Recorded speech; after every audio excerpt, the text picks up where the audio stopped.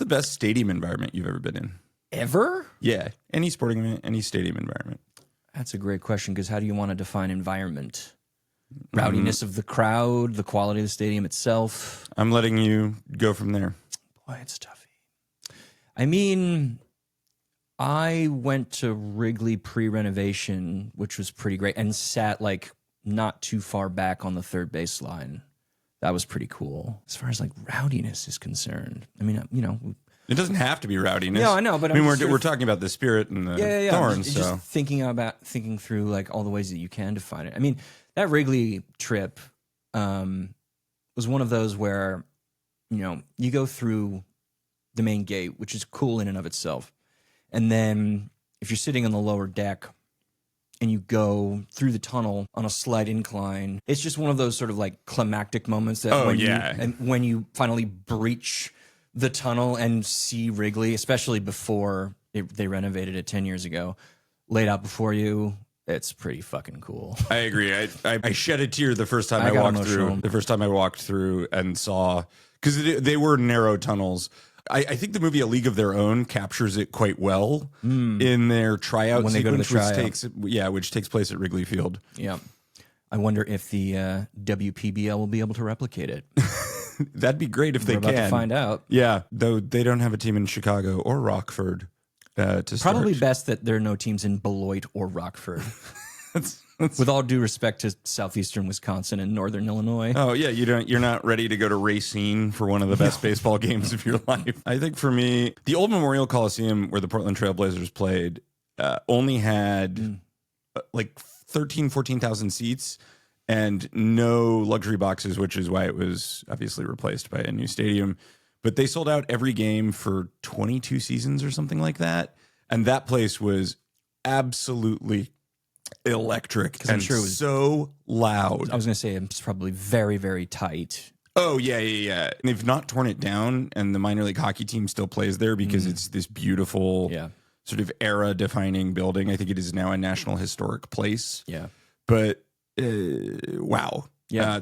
Those crowds were a legitimate home field advantage. Portland knows how to preserve its sporting history. Providence Park, case in point. It's where my grandfather played high school football. I think that's so wild. Yeah. And also, I think it makes sense because Portland doesn't want to spend publicly financed taxpayer dollars on new stadiums for billionaires. And good on them for that. Late incoming Discord message. I hope the sad trombone is now just part of the regular opening.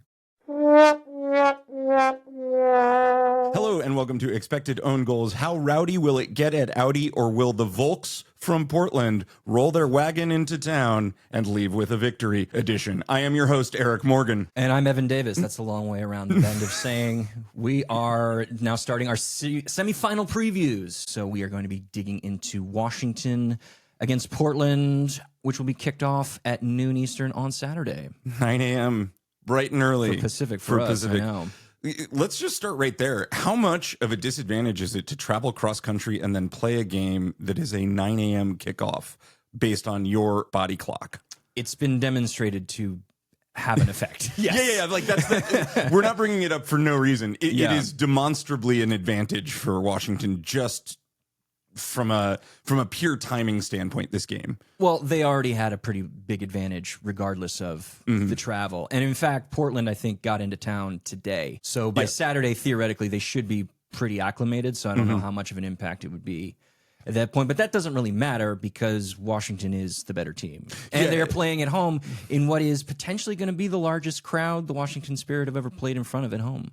Yeah, they've had lots of what they're calling technical sellouts, but, and they are sellouts.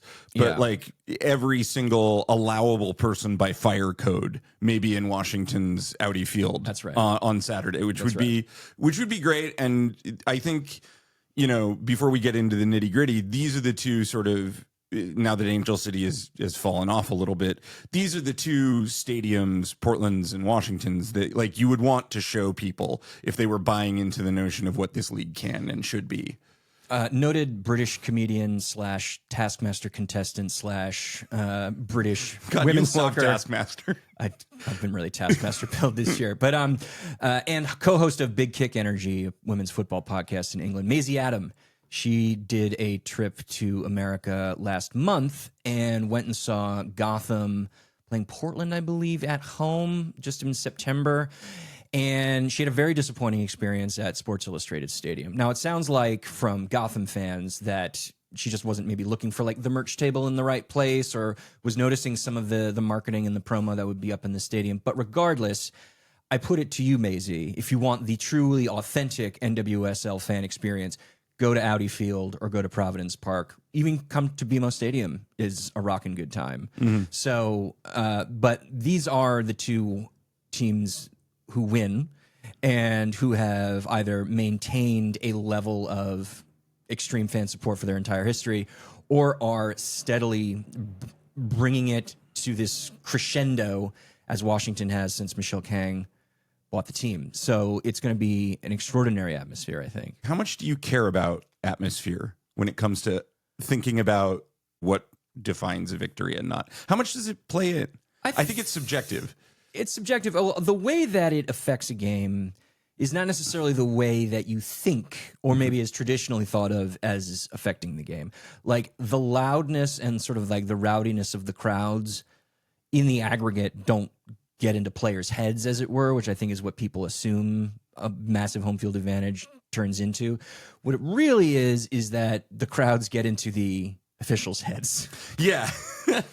And this is backed up by pretty solid research over the last 10, 15 years and cuts across multiple sports, that this is really where home field advantage, which is a smaller effect on results than you might think, but where it does play is that the officials tend to favor the home team a little bit more comfortably. And in fact, in this league, if you bracket out the history of the league in the playoffs, you will notice that the average sort of a percentage of attendance relative to capacity and the home winning percentage in the playoffs, they map perfectly onto each other. When there is a higher percentage of the stadium filled for the home team, that's much more likely to come home with a win, and vice versa. It's actually kind of eerie how perfectly they match up in each sort of era of the NWSL playoffs. That said, talking specifically about this game, I think that you could play this behind closed doors and Washington would still be a favorite. Yeah, I think when we've been getting into it with our subscribers a little bit about Aubrey Kingsbury's performance in the penalty shootout, which we talked about in our quarterfinal recap.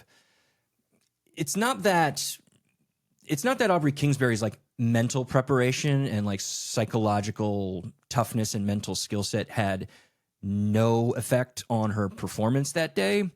It's just that it's probably not the only cause for her success. And the effects of random variance also have to be included in that, to the point where you can't really say definitively that it was her mental performance that got her through. And so, similar to home field advantage, like there is an effect. Is it the biggest effect? Probably not. Yeah, I think the only thing we can definitively say right now is that Aubrey Kingsbury is not bad at stopping penalties. Yeah. She's clearly good. Yeah. But it's just how good and how utterly dominant she is, there's less certainty about. That said, I do not think this game is going to penalties. Look, anything could happen. Both of these teams did go the distance in terms of minutes played. Maybe we start with Portland here, because what is good about Washington is a nice way to finish here. Portland is just pretty depleted at this point. And I think if we were talking about a full strength Portland versus a full strength Washington, we might have a different story to tell. But what we're talking about is teams whose health are trending in opposite directions. I mean, even maybe like a medium to medium high strength. Portland probably has a better shot in this. But there's the first wave of Sophia Wilson and Morgan Weaver not being available for the entire season. Then there's the next layer of Kaya Hanks tearing her ACL in the middle of the year. And then there's an even further layer of the question of Pietra Torden's status. Is she carrying some sort of fitness issue that prevents her from being in the starting 11 at the moment? Is there something else going on? Certainly on decision day, it turned out to be a fitness thing. So maybe she'll be ready for starting minutes again on Saturday. But if she isn't, then it's Dana Castellanos, Alexis Spanstra, and Raylan Turner as your front three. And that really means that only Raylan Turner can be relied upon to create some high-value chances when she gets the ball. And for all of Olivia Moultrie's heroics, she shouldn't be your primary goal scoring option. No. We can talk about it sort of line by line, but there's no question that when you think about what each team can roll out in attack, Portland is the lesser of the two. You have, again, let's assume the same starters. That's one of the weakest lineups any team could roll out in the playoffs. That's weaker than some teams that are outside the playoffs would roll up with. It's tough. Yeah. And with Torden in there, you get significantly better. But Torden at the beginning of this season, as Portland envisioned what this team might be before the Sophia Wilson pregnancy announcement or the loss of Morgan Weaver, Pietro Torden is like, okay, this is a fringe piece that we're going to sort of grow in training over the years. And it's a cherry on top if we get anything approaching high production out of her. And now the tables are turned. Where, like, without her, what are your chances? I mean, listen, the projection models are fairly spread out here, particularly for this game. ASA is very aggressive, thinking Washington's a clear favorite. The Trevor Larner ELO model thinks they're a strong favorite, but a 62-38 split means we're a little bit close to even. And then the X-goal theory model, which makes some like quality of opposition and other adjustments to team level XG, thinks it's a coin flip at 53-47. That's interesting. And every single one of these models has different inputs. Like ASA is really relying on the possession value of the individual players who you assume are going to be in the starting 11. And I think it's pretty obvious that from that point of view, Washington is the vastly superior team.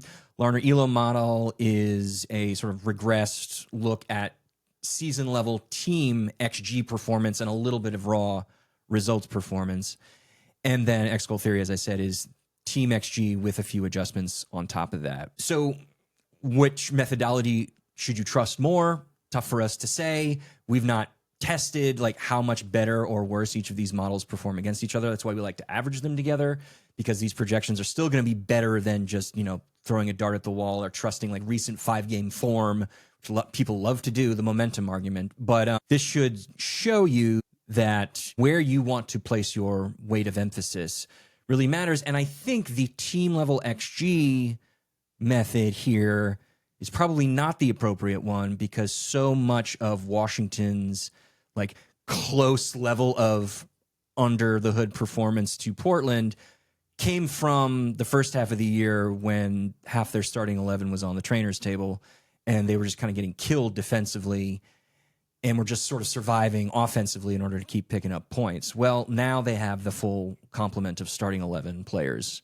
available to them, so it's not the same team that you look at in the aggregate. Yeah, and the reverse is true for Portland too. The team that has amassed most of the numbers that they are basing this off of, a lot of those components are not available for Portland going into this game. Yeah. That said, if you want to take a lesson from Gotham, Kansas City, and when we talked about it, the model sort of had it pegged at, before all the injuries were announced, before everything, at 75-25. This game's coming in the 60-40, 65-35 range, depending on how much you want to weight various models here, other than X-goal theory, which is a coin flip, a true coin flip. I think it would be fair to say, coming into this game, Washington are favorites to heavy favorites, but both of these teams have elements that are incomplete as far as, just exactly what you would want to roll out. Washington is the better team with fewer question marks, but whoever ends up winning this league this year will be a less complete version of a team than what we saw in Kansas City. And as we saw with Kansas City, a complete team is still susceptible. So let's just finish out Portland. The best part of Portland's team, and it's been this way all season, is that midfield. Yeah. And what they choose to roll out. It's probably at this point, now that Hina is gone, it is Moultrie, it is Coffey, it is Fleming. What works about that midfield, and where are they susceptible? Well, Sam Coffey, I think, is our pick for midfielder of the year, and she didn't even make the short list. She's certainly like the best 6 in the league. 6'8". Yeah. Yeah, I mean, if you want to caveat it and say she's the best central midfielder, that's fine. Sure.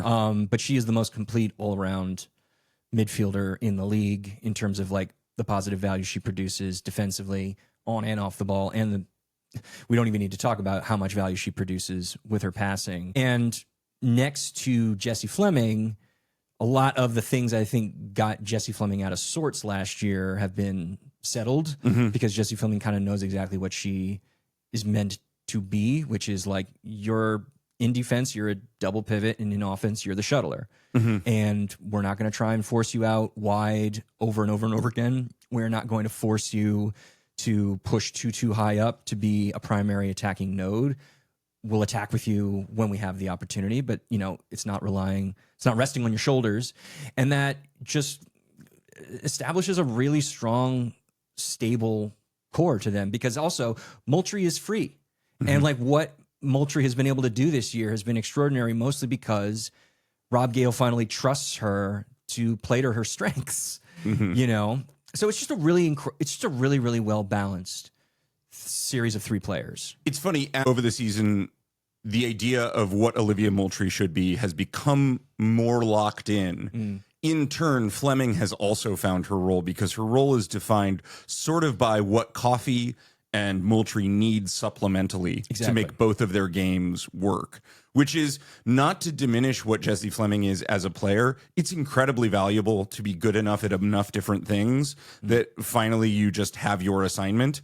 So I think that this midfield 3, if there is a path forward for Portland winning in this game, it is what this midfield 3 can do in defense, in transition, and in supplemental attack, if not outright attack, as far as Olivia Moultrie is concerned. So like, if you want to make the argument that says this Portland team can come into Washington and grab a stable victory, it will be because this Portland team beat a Washington team in the middle of the park.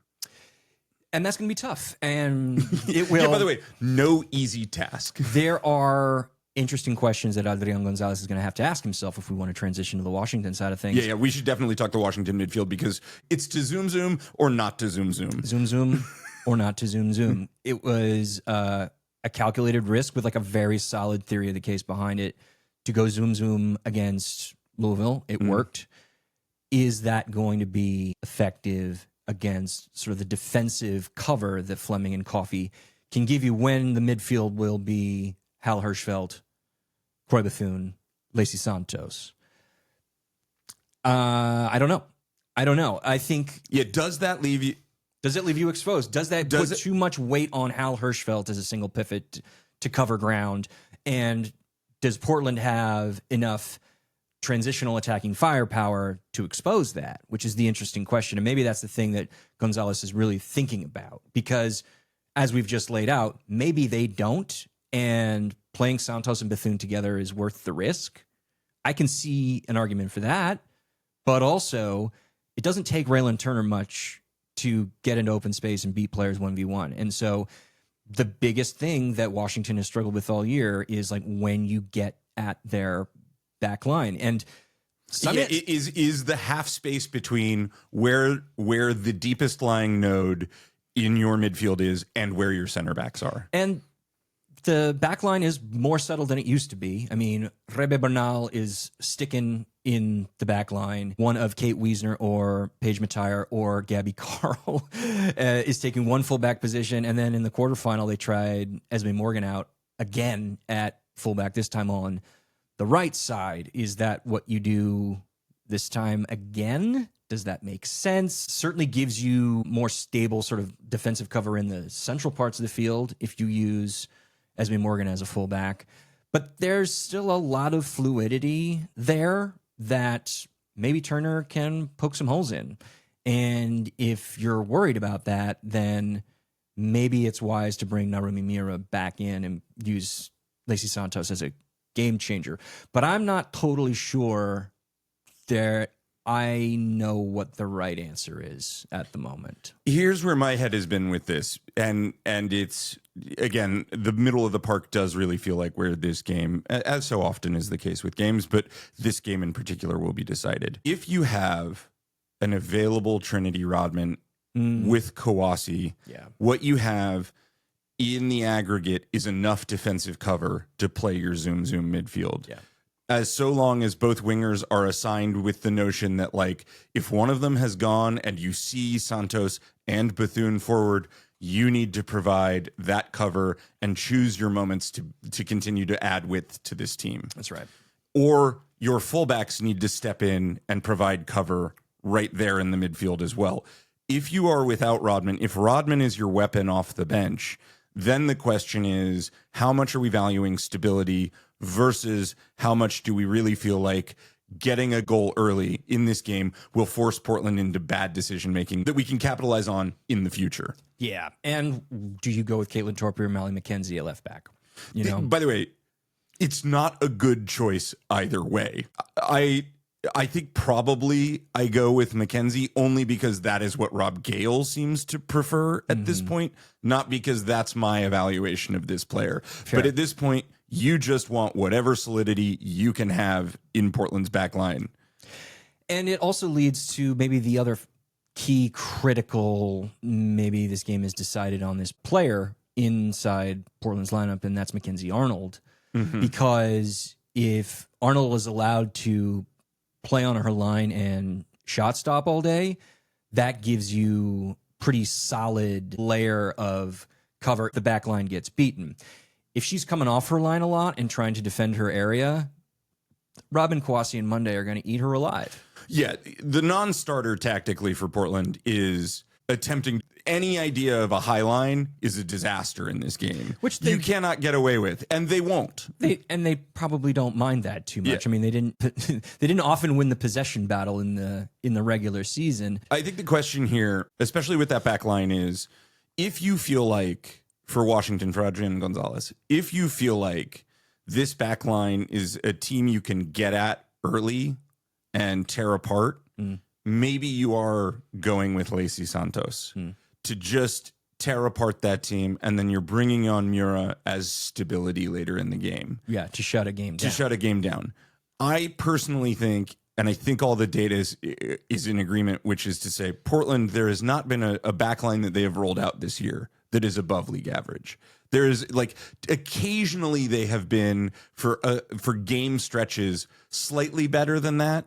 But I think with the personnel on hand, you're talking about not like a top 5 defense in this league ever, and a defense that you can spread and that you can exploit, and a back line, like Isabelle Obeys will get herself dragged out of position. Will that be because she is covering for a fullback? Entirely possible. These things happen in sort of a sequential order, but Portland defense, in terms of defensive organization, was perfectly set up to play against a San Diego team that was happy to have possession and couldn't do a lot with it in the final third. In Washington, they are facing a team that is also happy to have possession, though not to the degree that San Diego was, but absolutely can do something with it when they are in the final third. And the data backs that up. Every single one of their defenders who got at least 1,000 minutes by position-weighted net G+. We're just looking at the defensive side of that. We see Sam Hyatt is in the positive column, but that's because she has to overperform on the on-ball stuff, which isn't possession adjusted, so you have to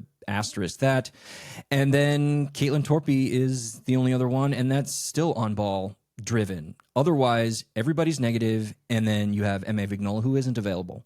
Yeah, huge loss for Portland in this game. Yeah. No question.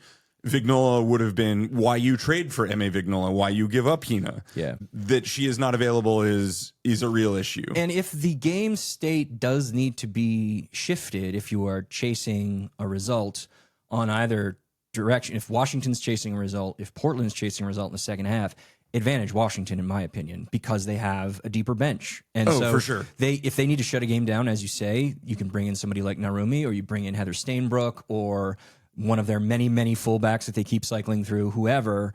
And if Washington needs to grab an equalizer or maybe are pushing for a winner, well, it's pretty likely that one of Lacey Santos, Gift Monday, or Trinity Rodman will be starting the game on the bench. And therefore... Or Sofia Cantore. Or Sofia Cantore, and then you can just throw them both into the mixer, and I don't think Portland's going to be able to handle that after having been dragged around the field for 60 to 75 minutes by that point. I remember what I wanted to say earlier, which is about Arnold. It's not just about wanting to play a high line and asking Arnold to defend more territory. It's also that Washington are one of the only teams that are, you can kind of call elite at set pieces offensively this year. And so if you're asking her to come out and... Washington, the best team in the league on set pieces this year. But I specifically say, like, it's people, when they talk about how important set pieces are, the spread in quality at the team level between who's good and who's bad at set pieces is actually quite small. Washington is an outlier. They are a separator. This is actually an advantage for them. And if you are constantly getting corner kicks or having Lacey Santos take free kicks at the top of the box or in the final third, and Arnold has to come out and either claim a cross or handle a rebound and try to parry a ball away, you're in trouble, because she is so rough in that particular area of the game. And so I don't really see how Washington doesn't force Portland into a bad situation, either by mistake or just superior play. Yeah, and Portland is prone to giving up fouls should they get caught out of place. I think it would be fair to say that in this game, you have in Lacey Santos and Olivia Moultrie, two of the deadliest dead ball hitters in the league. That is, set pieces are everything in one game eliminations. If there's a path forward for Portland, a ticky-tack foul that they win outside the box can turn into maybe the most dangerous moment they will have all day. I think for Portland, acquiring set pieces through whatever means possible is essential for them, not only in to break up the fluidity of play, but also in unleashing Olivia Moultrie's direct free kick ability and also Raylan Turner's ability in the air. Yeah. And frankly, it's where Washington has a softer underbelly. Washington, on the other hand, God, if only Ashley Hatch were available for this game, Ashley Hatch would be like a perfect example of a Macca Arnold killer. You know, like the kind of player that you really would not want to be seeing in your opposition box. The question now, is Tara McKeown fine to start? I suspect she will start. Same thing with Gabby Carl. Yeah, same thing with Gabby Carl. Is Gabby Carl fine to start? Will we see, where is your mind on, will we see a recurrence of the weak Washington backline or the susceptible soft underbelly of the Washington backline that we saw earlier in the year in the Jonathan Heraldez phase? I don't know. It's like not cut and dry to me. No, it's not cut and dry, because a lot of those poor performances came when McKeown was on the field. So Totally true.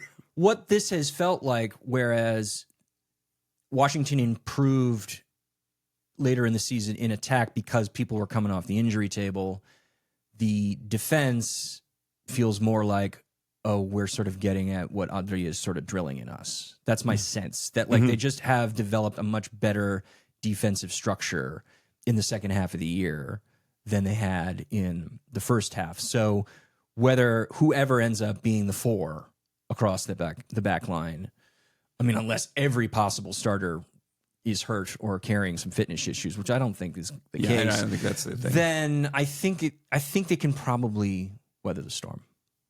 I do too. I think also the value of Tara the Explorer coming off of your back line in this game is, again, if you're looking to overwhelm the midfield of Portland numerically, Tara McKeown's dribbling and passing is another way to create a 4-3 numerical advantage by slotting her forward, sliding Morgan over into a more conventional role, and then bringing one of your wingers back to fill in at fullback.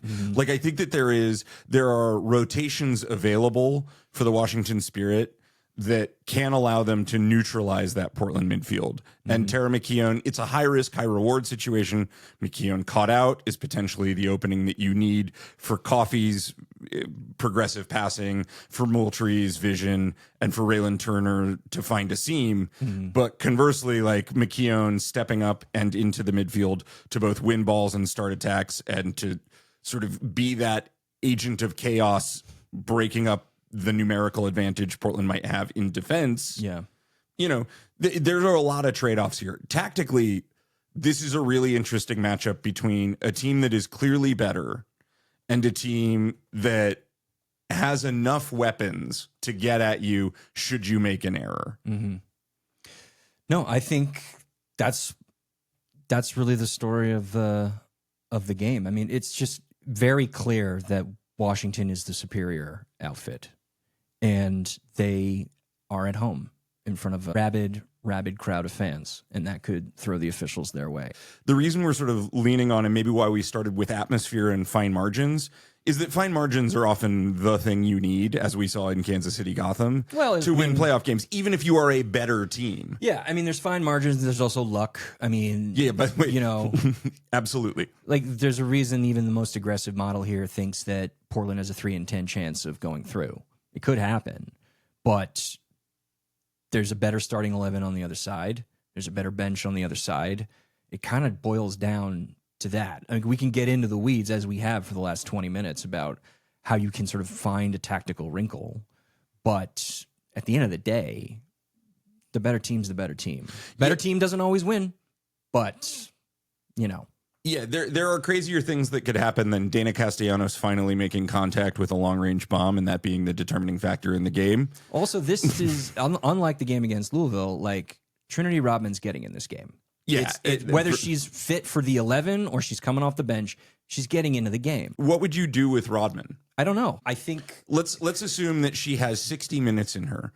Are you starting her from the get-go, or bring her would you prefer her, or would you prefer her early in the second half at halftime, knowing that this might go 120? I think that if you are really concerned right now about her levels of fitness, then 60 minutes is break glass in case of emergency, and you keep her on the bench because, you know, maybe unlike Bia Zanerato with KC in the quarterfinal, where you had nothing else. Yeah, you have other options, and those other options are really, really good. And 4 or 5 of them are going to be starting for you on Saturday. So it's pretty clear that she was break glass in case of emergency against Louisville, and she didn't see the field at all after 120 plus pens. So I'm sure they'd want to be really, really careful. And I think that if I were Adrian González, I'd save that bullet, especially because, I mean, what better super sub, what better game changer could there be on the planet than a Trinity Rodman who has to run 60 minutes rather than 120? Yeah.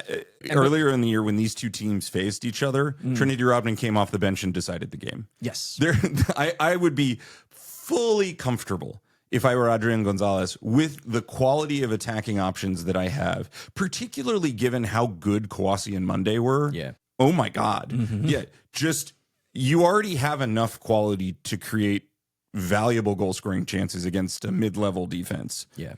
If you need to then overwhelm, my gut says in this particular game, maybe you go zoom and leave Rodman on the bench, which makes you maybe a little bit lightweight in transition, but get at this team as early as possible and then use Mura and Rodman for their defensive capabilities when you come back, like when you have that lead to maintain that lead. Yeah. And if it doesn't work that way, you can run Santos longer and then bring Rodman on to overwhelm. I think that is probably the smart way to go. Yeah, I mean, Washington right now, I mean, I think also the other reason that we're so high on Washington is like, they're so well built. They're just so well built. They're so deep. And at this point, without Kansas City in the mix, like, they are the favorites to win the championship according to the projection models.